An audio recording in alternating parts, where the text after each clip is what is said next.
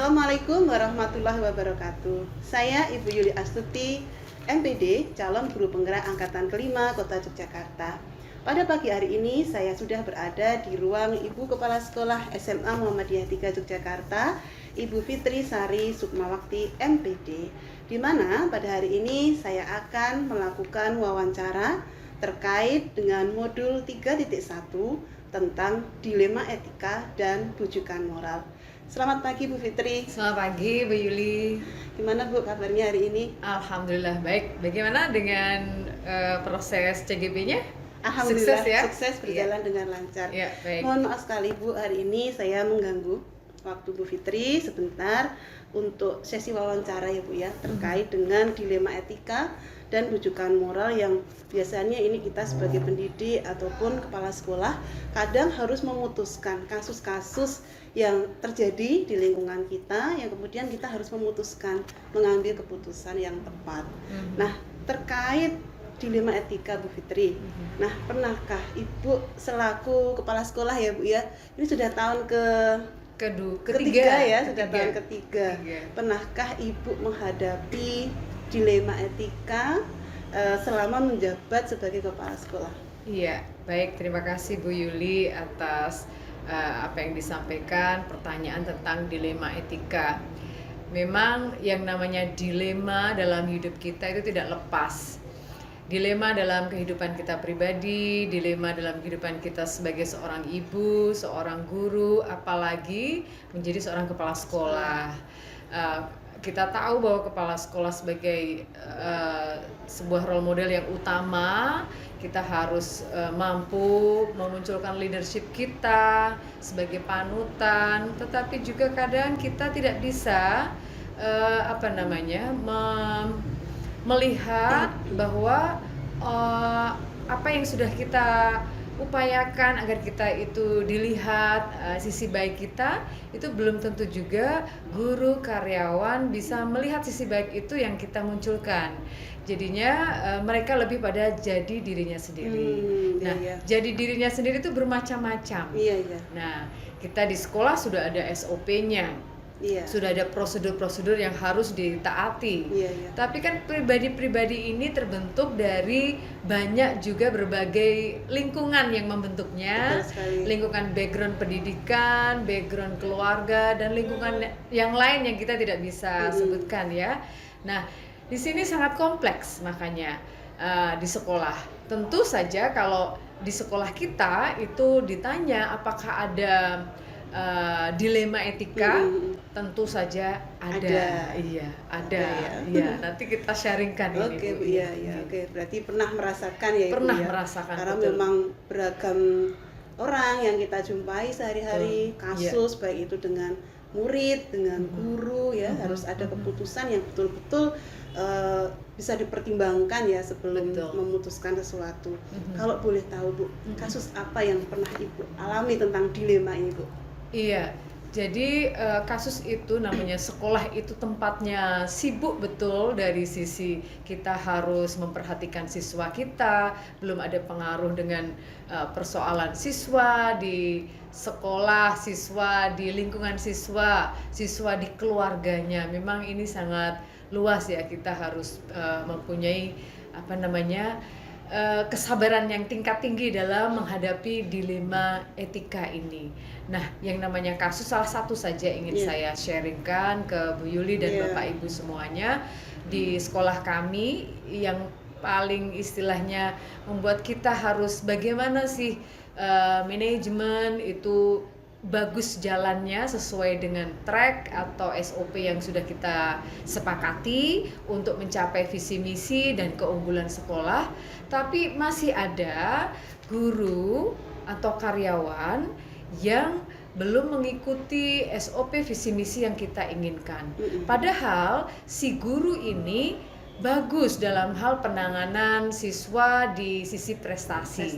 Nah, ini yang membuat kita dilematis. Bagaimana ini ya kita mengatasi persoalan ini? Padahal di sisi guru yang punya persoalan ini yang kita anggap trauma dilematis ke kita sebagai pimpinan, ini persoalan yang menyertai beliau kita itu belum mengidentifikasi karena mungkin ada persoalan personal, Iya. terus ada juga mungkin dari sisi kinerjanya. Kalau kinerja kita sedikit banyak mencatat setiap hari apa yang dilakukan. Nah, sisi dilematis ini tadi yang saya sebut, beliau itu dari sisi dibutuhkan siswa dalam hal prestasi, dalam hal pendampingan anak, beliau bagus. Iya. Tapi di saat kita harus menuntut bahwa jenjang karir yang harus diikuti di sekolah agar nantinya kita juga bisa merangkul semuanya bisa menjadi guru tetap yayasan karena kita sekolah swasta, itu jenjangnya tidak bisa diikuti oleh beliau dengan baik. Nah, ini memang dari sisi kami, saya sebagai pemimpin, ini tanda tanya, ada apa ini si guru ini? Ya, padahal kami di saat layanan kepada siswa diberikan, kami juga memberikan apresiasi sesuai dengan haknya, sesuai dengan istilahnya prestasi dari pendampingan anak tersebut. Misalkan kami ucapkan terima kasih Pak, bagus Pak. Nah, seperti itu. Tapi sisi lain, ini kan jenjang karir sangat penting untuk nantinya hak-hak yang lain diberikan kepada guru ini. Nah, ini dilematis sekali, Bu. Nah, seperti itu. Itu ya, Bu ya. Iya. Terus kemudian Fitri, tadi ada kasus seperti itu, salah satu guru ya, secara satu sisinya dia dibutuhkan oleh murid-murid ya keberadaannya. Satu sisinya dia tidak mengikuti SOP sekolah. Nah, biasanya bagaimana ibu mengambil keputusan untuk mengatasi masalah tersebut? Karena ini ada nilai-nilai yang kita pertimbangkan ya, antara mungkin kasihan tapi butuh. Kalau kita berhentikan kasihan, kalau tidak diberhentikan nasib sekolah, seperti itu. Bagaimana caranya sekali. ibu memutuskan ini? Iya, dilematisnya itu dari sisi tidak hanya satu sisi. Kalau kita langsung berhentikan, beliau kok prestasi dan dibutuhkan anak dari satu prestasi yang bapak atau guru ini miliki, tetapi di sisi lain kalau misalkan kita masih terus biarkan bergulir seperti itu, ya sekolah nantinya bagaimana nasibnya, istilahnya bisa menjadi virus bagi yang lain. Jadi bisa, lah ini dibiarkan saja seperti itu. Nah, karena dalam bergerak mengelola manajemen sekolah itu harus punya dasar. Nah, dasar kita di sekolah yayasan sekolah swasta ini, kita adalah kolektif kolegial. Kolektif kolegial berarti ini keputusan tidak semata-mata keputusan kepala sekolah saja. Oh, begitu ya, Bu. Iya. Tapi ada keputusan yang nanti diambil dari musyawarah, beberapa kali musyawarah setelah adanya pembinaan. Nah, pembinaan satu kita jalankan dengan kepala sekolah atau wakil kepala sekolah yang membidangi ketenagaan itu sudah memanggil beliau untuk dicek, cross check, melakukan pendekatan, ada apa ini Bapak, kok bisa seperti ini, jenjang karirnya kan harusnya A, B, C, D. Beliau yang A saja belum digenepin gitu ya, belum dijalani yang A. Nah, kan harapan kita itu kalau dalam satu tim, karena sekolah itu kan bicaranya tim ya. Iya, itu harus kompak, solid dan bergeraknya bersama-sama. Betul sekali. Nah, ini yang susah seperti itu. Nah, tahap satu kita lampaui, yaitu waka atau wakil kepala sekolah yang membidangi ketenagaan memanggil si bapak atau ibu guru ini. Betul. Nah, setelah itu tahap yang kedua itu setelah ada proses kita pencatatan atas progres, itu nanti kita lihat kalau semakin tidak bagus, kepala sekolah yang manggil. Oh, begitu ya. Jadi sudah ada langkah-langkah, prosedur, step-stepnya sudah dilalui dulu ya, tidak kemudian memutuskan langsung begitu ya. Betul sekali, iya. Kepala sekolah sudah memanggil, kepala sekolah melihat progresnya lagi. Kok progresnya belum bagus? Baru ini masuk pada musyawarah mufakat tim manajemen, yaitu kepala sekolah, wakil kepala sekolah, ada KTU dan bendahara. Tim manajemen ini nanti mengadakan sidang pleno, apakah ini nanti diteruskan atau tidak. Nah, ini memang harus apa ya, tegas ya Iya. dalam hal ini. Nah, kalau masih musyawarah ini diteruskan, harus ada langkah berikutnya, Hmm. pencatatan berikutnya. Kalau sudah mentok berarti tidak bisa, berarti sidang pleno terakhir Mm-mm. untuk nanti bisa bergabung dengan kami diteruskan atau sudah cukup sekian, seperti itu. Gitu ya, Bu, ya? Iya. Kalau saya melihat dari penjelasan Ibu tadi, berarti dilemanya itu nggak cuma satu ya, Bu, ya. Mm-mm. Jadi paradigmanya individu dengan kelompok ya. Kemudian jangka panjang, Betul. ada ini kalau dipertahankan seperti ini, tapi kalau tidak seperti itu ya kan. Iya. Terus kalau diteruskan nanti jangka panjangnya efeknya kepada Efeknya. sekolah. Jadi Iya. memang dilemanya nggak cuma antar satu dengan kelompok atau pribadi dengan pribadi, tapi juga ada yang namanya paradigma jangka pendek vs jangka panjang gitu. Iya, Yang saya betul. tangkap dari Ibu tadi ya. Betul. Kemudian Ibu, untuk langkah-langkah atau prosedur tadi ya, mulai dari pemanggilan, kemudian pembinaan, itukah apa sudah efektif Bu selama ini, Bu? Iya, ini dalam proses saya juga mempelajari keefektivitasan dari pembinaan yang dilakukan. Iya. Jangan-jangan pembinaan itu normatif yang tidak membuat efek beliau itu memikirkan progres Iya. lebih baiknya, ya toh. Iya. Nah, jadi mungkin tidak hanya dipanggil, diajak bicara, mungkin ada step-step yang harus kita lalui. Ini saya baru berpikir ke arah sana karena gini Bu, saya menangkap betul bahwa di saat kita menjadi pemimpin itu tidak mudah. Iya. Kita itu ada rasa emosional gemes, istilahnya ingin segera menyudahi persoalan yang ruwet ini Iya, ya, iya. untuk lembaga kita yang itu dilakukan hanya satu atau dua guru atau tenaga kependidikan. Tapi di sini kita dilatih betul untuk rasa emosional gemes kita itu harus dialihkan ke sebuah fungsi kognitif dalam otak kita untuk nantinya harus mempunyai desain atau planning penanganan dalam hal pembinaan tadi. Memang harus ada tanda tanya. Nah, pembinaannya seperti apa? Apakah hanya diajak ngobrol, setelah itu diberitahu kalau seperti ini, Anda seperti ini, hanya itu? Apakah ditangani sekolah saja dalam pembinaan itu atau melibatkan dari yayasan? Nah, ini nih. Tapi kalau melibatkan dari yayasan, guru ini stepnya belum dilalui sebagai guru yayasan. Nah, berarti kan tanggung jawabnya ke kepala sekolah. Iya, ke sekolah atau kepala sekolah dalam hal ini. Maka dari itu ini sebuah sharing yang bagus, Bu. Jadi nanti akan kita pikirkan tanda tanya bahwa proses pembinaan 1 dan 2 ini diapain sih Bu gitu ya. Iya. Iya, terima kasih. Iya, jadi masih harus dilihat dulu ya Bu tingkat keefektifannya.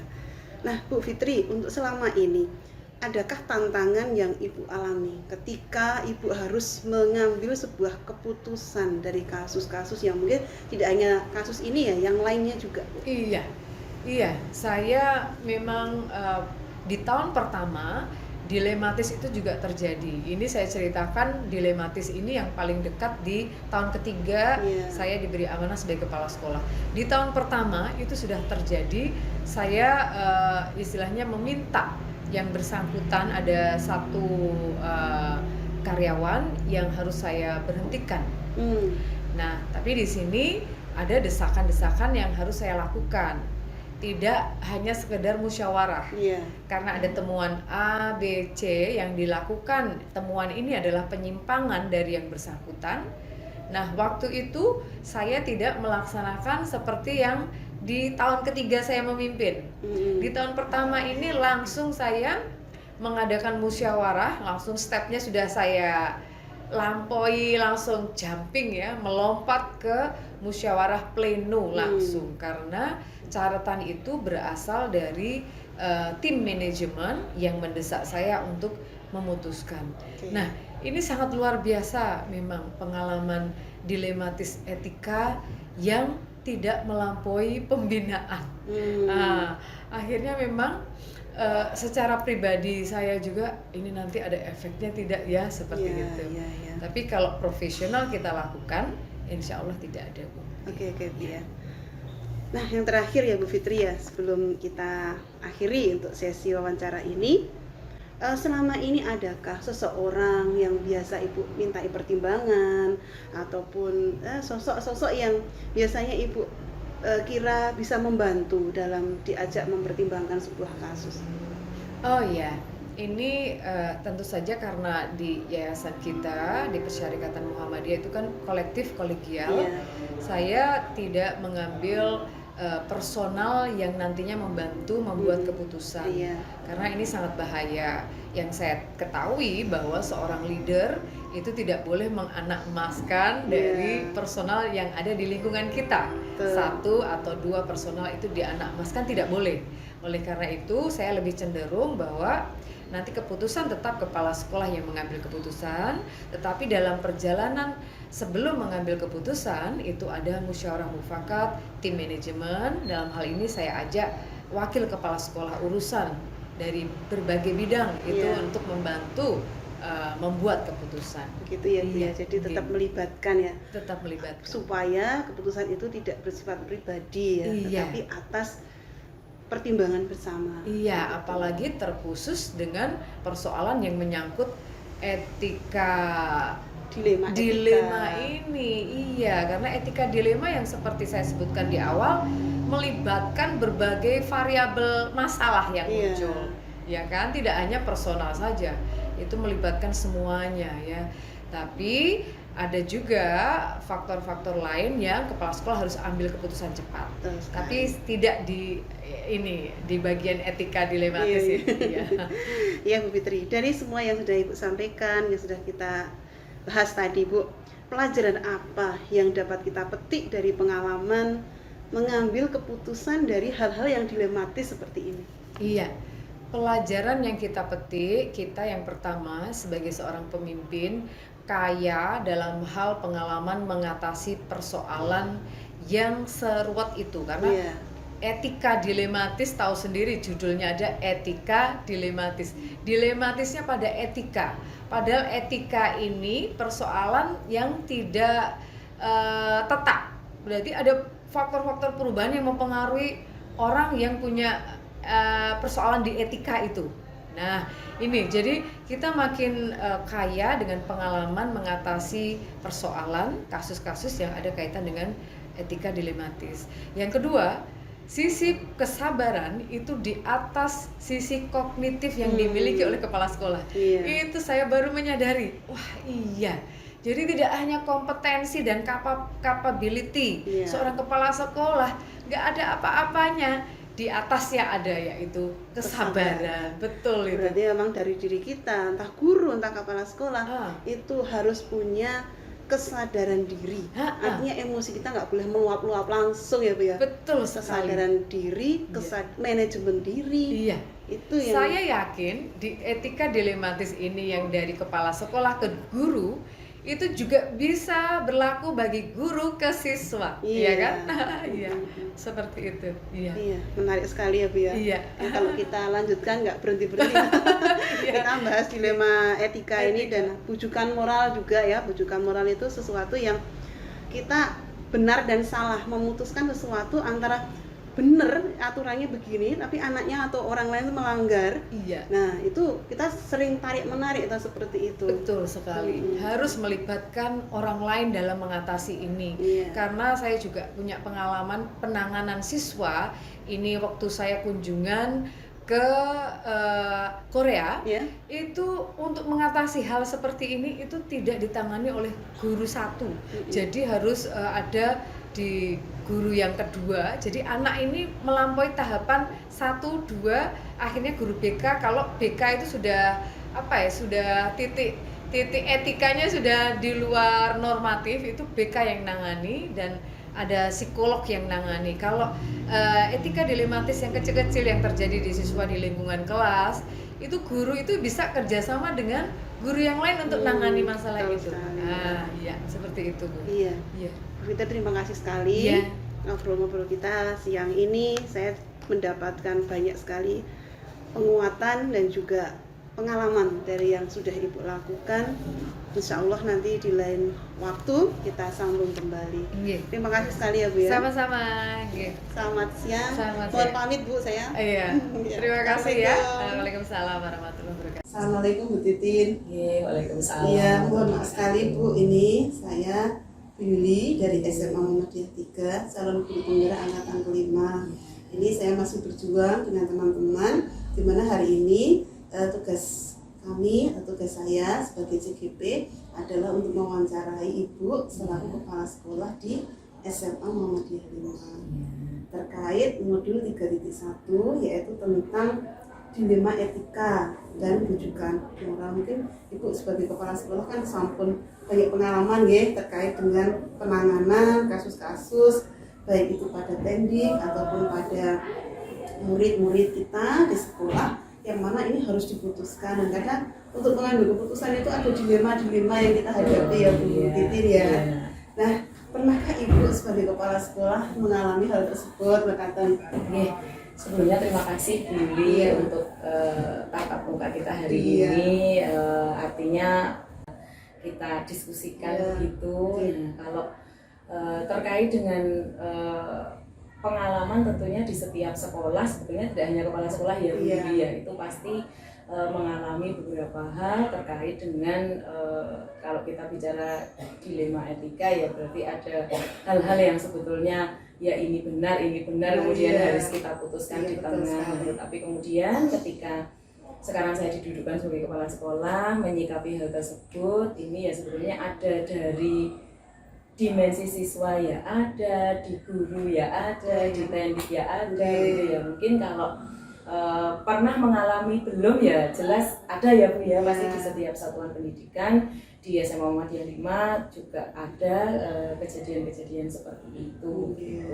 Nah, ini saya contohkan gitu ya mungkin ya untuk kejadiannya. Kalau di ya sebetulnya terkait guru juga misalnya ketika kita bicara tentang sholat jamaah gitu ya. Nah, di sekolah Muhammadiyah itu kan sholat jamaah itu termasuk hal esensi yang memang harus kita pikirkan secara kebijakan bagaimana ini biar berjalan dengan baik gitu.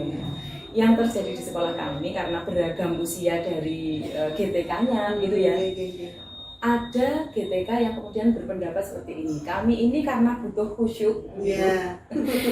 Bagaimana kalau kemudian sholat jamaahnya diizinkan sebagian GTK itu di masjid, karena kebetulan sekolah kami kan ketika sholat jamaah itu di aula milik sekolah yang difungsikan sebagai tempat ibadah, dan di samping sekolah itu kan ada masjid. Nah, kemudian ada usulan seperti itu dengan alasan supaya bisa lebih khusyuk seperti itu. Tetapi kemudian GTK yang lain juga memiliki usulan, tapi kalau nanti seperti itu pengawasan ke anak-anak tidak maksimal. Nah, jadi ya ini kan sebetulnya dua hal yang benar semua ya sama-sama benar. Artinya yang satu juga landasannya agar khusyuk, yang satu juga landasannya agar bisa mendampingi anak dengan optimal itu. Di lain hal di anak-anak juga sering muncul seperti itu terkait usulan, misalnya ketika IPM atau DKP ingin mengadakan kegiatan seperti itu juga sering terjadi seperti itu Bu Yuli ya. Jadi contoh-contoh seperti itu ya Bu yang terjadi, yang itu harus diputuskan ini yang mau diambil yang mana ya, kita mau berpihak pada anak murid atau berpihak pada GTK atau guru ya, itu menjadi ini ya permasalahan juga ya Bu yang sangat dilematis ya. Nah, selama ini Bu Titin ketika ada kasus seperti itu, bagaimana Ibu menjalankan peran Ibu sebagai kepala sekolah ini? Saya jalan keluarnya gimana ini kalau sudah ada misalnya seperti itu? Jalan tengahnya bagaimana gitu ya. Jadi memang dalam hal ini kan tidak boleh ada pihak yang tidak kita dengarkan, tidak boleh ada pihak yang tidak kita akomodir kepentingannya gitu ya Bu Yuli ya. Tetapi kemudian tentunya pengambilan keputusan untuk hal-hal yang seperti ini tidak bisa dilakukan sendiri oleh kepala sekolah gitu ya. Selama ini ketika ada hal-hal yang semacam itu tentunya kita akan duduk bersama beberapa pihak, utamanya staf ya, ada kepala sekolah, ada wakaf, begitu, ada KTU, bendahara juga biasanya saya libatkan, manajemen sekolah itu. Kemudian di luar itu ada beberapa pihak yang memang terkait Kalau contoh yang saya sampaikan tadi, ketika menyangkut anak-anak ya berarti pembina UPM atau pelatih HW, atau kalau tadi terkait dengan sholat jamaah ya nanti Ismuba, tim Ismuba, dan itu kita dudukkan bersama, kita dengarkan apa yang kemudian menjadi usulan mereka. Lalu tentunya nanti kita kaitkan mana yang kemudian ini terkait langsung atau terkait secara luas dengan kepentingan sekolah. Jadi ya memang selama ini ketika terjadi hal apapun yang agak apa ya istilahnya ada lebih dari satu suara, ya kepentingan sekolah yang kemudian kita utamakan seperti itu. Lalu nanti dari diskusi itu kan kita akan mendengar ya Bu ya, oh ini sarannya begini. Keterkaitannya sedekat ini, oh ya, yang kita ambil ya yang terkait dekat itu dan kemudian mendukung untuk kebaikan sekolah. Nah, biasanya seperti itu. Itu kan nanti muncul usulan ya. Ada prakarsa perubahan dari teman-teman. Kemudian itu menjadi keputusan bersama ya.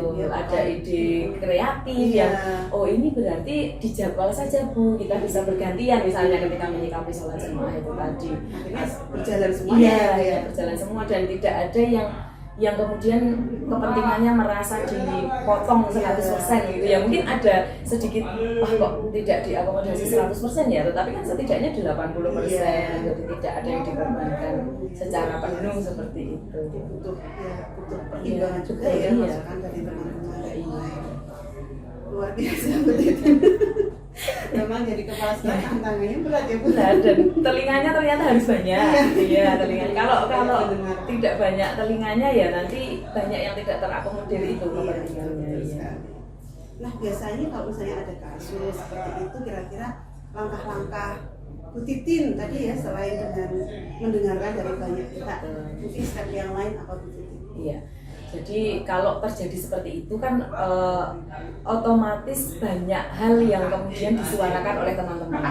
Biasanya ketika saya ngaturi mempersilahkan Bapak Ibu staf atau yang terkait untuk duduk, itu kemudian selain saya meminta usulan dari mereka, saya juga mengamati dan meminta Bapak Ibu yang kemudian saya ajak diskusi itu untuk juga apa ya istilahnya, kalau saya bilang menggali data seperti penelitian ya, tetapi kemudian mengamati di lingkungan sebetulnya ini kok ketika terkait dengan ibadah yang tidak maksimal tadi, kok bisa ketika ada GTK di sana kok beliau bisa merasa tidak maksimal, itu yang membuat tidak maksimal apa? Nah, kurang khusyuk ini di mana? Betul ya. Kemudian ketika GTK-nya sedikit, kenapa kemudian pendampingannya menjadi tidak maksimal? Apakah dibutuhkan orang-orang tertentu yang memang bisa mendampingi? Nah itu kan ada data-data di lapangan seperti itu ya Bu ya, yang itu perlu kita ambil. Artinya usulan yang kemudian kita dengar itu tidak sebatas statementnya mereka, tetapi ini loh Bu di lapangan itu seperti ini. Jadi ada sajian data seperti itu. Nah setelah itu kemudian tentunya ketika kita akan memutuskan sesuatu itu kan harus ada dasarnya gitu ya. Kalau tadi kemudian terkait dengan kegiatan anak-anak, mereka ada usulan misalnya mereka mau membuat pameran gitu ya, pameran kewirausahaan misalnya. Nah, itu mereka ngotot dengan model A, ngotot dengan model B, ngotot dengan model C begitu. Dan ini semuanya baik, biasanya seperti itu. Nah, ketika seperti itu selain mendengarkan usulan, melihat yang ada di lapangan, kita kan sebetulnya punya perencanaan kegiatan ya Bu. Nah, kita kembalikan ke sana biasanya. Mana yang paling mendekati dengan perencanaannya? Nah, itu yang akan kita ambil. Selain itu di apa namanya pihak-pihak yang terkait itu juga kemudian akan kita tanya, nanti kalau A yang kita lakukan keuntungannya untuk sekolah apa, kalau B apa, kalau C apa. Nah semakin banyak keuntungan, semakin banyak yang terdampak dari keuntungan itu istilahnya, itu yang kemudian akan kita ambil seperti itu. Jadi langkah seperti itu sampai dengan saat ini masih sangat efektif ya Bu? Iya betul, itu masih sangat efektif dan bagi saya itu seperti babak film gitu loh. Jadi kalau ini sudah selesai, kemarin caranya seperti ini bisa selesai. Kemudian ada hal lain ya, kalau mau kita bilang permasalahan ya oke lah, ada permasalahan lain, kita coba step seperti itu. Nanti meskipun tidak bisa persis, justru ada hal kreatif yang kemudian bisa ini nanti kalau ada masalah seperti ini bisa dipakai kan seperti itu. Iya, itu jadi muncul apa ya ide-ide baru yang menyelesaikan masalah. Betul iya. memang setiap masalah itu mungkin ada caranya beda-beda ya Bu, Betul. sehari ya. Iya. Pendekatannya juga beda-beda, Beda. dengan siapa juga berbeda gitu Karena ya. timnya yang Iya. kita Iya, ajak menyelesaikan iya. kan juga Berbeda, berbeda-beda. ya. Iya. Nah selama ini kalau boleh tahu, selama Ibu menjabat sebagai kepala sekolah ya, tantangan seperti apa yang biasa Ibu alami ketika Ibu ingin memutuskan keputusan Iya. sebagai seorang kepala sekolah? Iya. Kalau kita bicara tantangan ya secara apa ya Bu, secara sumber daya manusia Iya. itu yang paling utama, karena meskipun sekolah kami itu cakupannya tidak luas, artinya orang yang ada di dalamnya GTK-nya kan nggak terlalu banyak sebetulnya, tetapi ya ada saja yang namanya perbedaan pendapat Iya.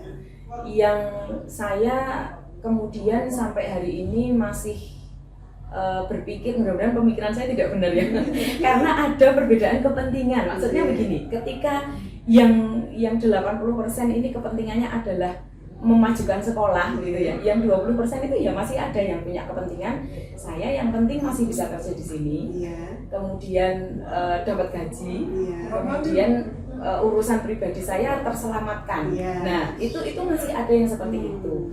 Nah itu tantangan Bu Yuli, artinya iya, saya contohkan ketika bicara jam kerja itu saja lah.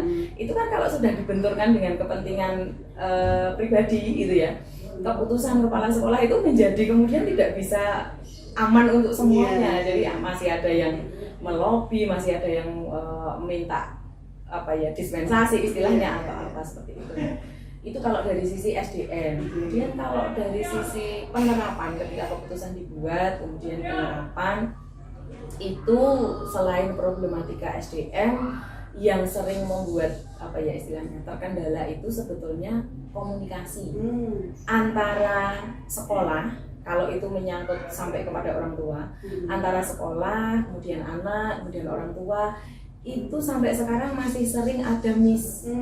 Ya, jadi saya juga masih terus belajar, artinya apakah memang jembatan kami yang kami gunakan untuk komunikasi ke orang tua itu ada macet, misalnya wali kelas gitu ya, itu kan jembatan paling handal ya, itu ketika ada sekian belas itu apakah tidak semuanya bahasanya sama atau tidak semua kemampuan komunikasinya sama atau apa, tapi itu yang selama ini kemudian sering apa ya namanya, membuat hal yang diputuskan itu menjadi tidak bisa diterima 100%. Di lingkungan internal pun ya kadang-kadang begitu gitu. Saya malah jadi curhat ya. Artinya ketika manajemen sudah memutuskan oke ya ini bagus ya untuk semua, tetapi kemudian ketika sudah dilahirkan ke GTK yang lain gitu ada miss gitu loh. Ya itu kan pengaruhnya banyak ya kalau kita bicara komunikasi itu ya, bisa jadi kita yang menyampaikan, bisa jadi yang menerima, bisa jadi kepentingannya berbeda. Nah itu yang masih kadang-kadang menjadi tantangan ketika ibu di sini sebagai kepala sekolah kemudian apa namanya ya memutuskan sesuatu, ternyata tantangannya malah ada di orang-orang di sekitar kita juga. Gitu, ya. Luar biasa. Terus jadi Bu Yuli yang menahan napas ini. Iya, terus gini Bu Titin, kalau misalnya ada kesulitan ataupun masalah terkait dengan murid ataupun ya internal sekolah ya, ini biasanya ibu untuk mengurangi apa ya beban beratnya, biasanya ibu itu apakah membutuhkan seseorang ataupun faktor-faktor apa yang nanti bisa meringankan beban Bu Titin sebagai kepala sekolah, atau komunikasi dengan siapa? Oke, ketika ada hal-hal yang apa ya istilahnya kita sebut macet dalam tanda kutip gitu ya, tentunya tim manajemen itu yang betul-betul menjadi sandaran hati saya Bu Yuli. Alhamdulillah saya punya staf 5 waka, 1 KTU, 1 bendahara, itu sejalan dari mulai saya awal jadi kepala sekolah sampai detik hari ini, itu support sistemnya luar biasa. Jadi ketika ada miskomunikasi itu tadi saya contohkan, jadi saya baru klik mendengar miskomunikasi itu yang ada di jajaran staf itu sudah, Bu ini nanti begini saja, begini gitu ya. Jadi mereka memang kompaknya luar biasa. Tetapi kemudian ada hal-hal yang ketika misalnya terkait dengan pihak luar, contoh ketika ada permasalahan keputusan apa ya anak harus ditunda pelaksanaan ujiannya karena mungkin dia baru mengikuti pertandingan kan, ketika atlet gitu ya misalnya, itu kan kita mau mengiyakan langsung juga nanti ada yang bersuara, tidak diiyakan orang tuanya, ya dulu komitmen awalnya sekolah di sini karena punya tujuan itu misalnya seperti itu. Nah, untuk permasalahan yang sudah melibatkan pihak luar dan terkait kebijakan seperti itu, biasanya saya juga tetap konsultasi ke majelis, ke PDN, ke BWM seperti itu. Nanti beliau-beliau ya mungkin karena memang sudah tugasnya menasehati gitu ya. Ketika sudah disambati seperti itu, ya ada saja solusi yang kemudian disampaikan yang itu ya meskipun tidak 100% langsung bisa kita aplikasikan, tetapi nanti setelah kita diskusikan dengan teman-teman di sekolah itu juga bisa apa ya Bu, kita jadikan pemecahan gitu ya. Atau kalau ada hal-hal yang macet seperti itu ya alhamdulillah selama ini bapak-bapak yang ada di majelis di PDM atau di BWM itu juga mengayominya itu ya ayom begitu loh, artinya bisa memberikan solusi. Dan ketika nanti misalnya ada permasalahan internal, saya harus menasehati GTK kok kemudian nasihatnya tidak langsung manjur begitu, nah itu beliau itu juga kerso rawuh ke sekolah untuk membantu saya, istilahnya untuk membantu saya berdiskusi dengan teman-teman GTK seperti itu selama ini. Jadi saya itu kan diuntungkan dari dianggap junior, ya memang junior ya, artinya ketika sambat itu terus bapak-bapak itu oh iya Bu gitu. Jadi ya keuntungannya itu ketika masih baru itu seperti itu. Baru itu kan berarti masih butuh didampingi ya seperti itu. Menguntungkan juga ya Bu. Iya, menguntungkan dan ya istilahnya kesempatan saya belajar banyak kan justru dari situ. Kita sebagai guru dan kepala sekolah kan bebannya banyak ya Bu ya. Ketika mau kenaikan ini anaknya nggak KKM nih, mau dinaikkan apa enggak? Kita sudah dilema. Kalau dinaikkan nanti teman-temannya pada dia nggak masuk, teman-temannya nanti Mary, padahal orang tuanya kasihan. Kita sudah dilema. Dan itu perdebatan seperti itu kan di guru terjadi kan terjadi. Ya, makanya kita belum bicara ke pihak luar, kita di dalam saja sudah seperti itu. Dengan dilematis ya Bu ya. Nah, yang terakhir ya Bu Titin, ini dari semua hal yang Ibu ceritakan tadi dan pembicaraan kita hari ini, kira-kira pembelajaran apa yang bisa kita berdua ini petik Bu Titin dari pengalaman ketika kita harus mengambil keputusan ya, ketika keputusan itu harus sifatnya dilematis ini, gimana kita mengambil hikmah dari pelajaran yang dapat kita petik. Iya, Bu Yuli. Yang jelas dari diskusi kita, dari apa yang kita bicarakan tadi, bahwa membuat keputusan itu memang dasarnya harus kepentingan yang tertinggi. Artinya kalau kita ada di satuan pendidikan, ya yang harus kita jadikan alasan utama kita memutuskan ya kepentingan satuan pendidikan. Karena kalau yang kemudian kita jadikan dasar adalah hal lain, itu nanti ketika terjadi ada yang tidak setuju atau terjadi tantangan, nah itu kita yang kemudian kerepotan sendiri akan memahamkan kepada banyak orang itu. Yang berikutnya ketika kita akan mengambil keputusan, memang mata dan telinga kita harus banyak. Meskipun mulutnya satu, tetapi mata dan telinga kita harus banyak. Karena apa? Kita harus mendengar banyak masukan, kita harus melihat gejala, kita harus melihat data yang ada, baru kemudian kita menyampaikan, meskipun itu hanya satu kalimat, tetapi itu sudah kita ambil dari pertimbangan yang banyak gitu Bu Yuli. Saya tadi juga terus jadi menulis sesuatu itu, penyakitnya guru bahasa itu gitu ya. Jadi kita itu bisa saja memandang diri kita itu hanya sebagian kecil dari lingkaran besar yang ada di institusi, itu boleh. Tetapi kita tidak boleh memandang orang lain, saya nih misalnya memandang Bu Yuli, Bu Yuli itu kan hanya bagian kecil dari lingkaran, maka tidak perlu saya pikirkan. Itu ternyata tidak boleh Bu Yuli. Jadi kalau kita kemudian memandang seperti itu, nanti levelnya bisa meningkat. Ketika satu orang, nggak apa-apa hanya satu orang. Ketika dua orang, nggak apa-apa itu hanya dua orang. Nanti lama-lama ketika banyak pun kita akan bilang nggak apa-apa gitu ya. Jadi memang tetap semua harus kita akomodir, tetapi yang kita jadikan dasar adalah kepentingan yang teratas itu tadi. Ketika kita di sekolah ya berarti kepentingan sekolah dan utamanya murid juga ya. Oh iya betul. Iya, karena itu yang kita layani di sekolah kan mereka yang nomor satu seperti itu. banyak ilmunya gitu. Hari ini saya datang ke sini nggak ada ruginya sama sekali. Amin, amin. Dapat ilmu yang luar biasa dari Bu Titin. Iya. Mungkin kalau saya sendiri belum bisa nih seperti Bu Titin, wah terus Amin, mengambil amin. keputusan seperti itu. Gitu. Menuju ke sana ya. Mudah-mudahan doanya menuju ke sana. Amin, amin. Iya. Ya, terima kasih sekali ya Bu Titin. Iya, Hari Bu ini Titin. saya bisa silaturahmi ke sini, mendapatkan ilmu yang bermanfaat sekali dari Bu Titin. Dan mudah-mudahan nggak cuma hari ini ya Bu, besok Iya. masih tetap bisa silaturahmi di sini.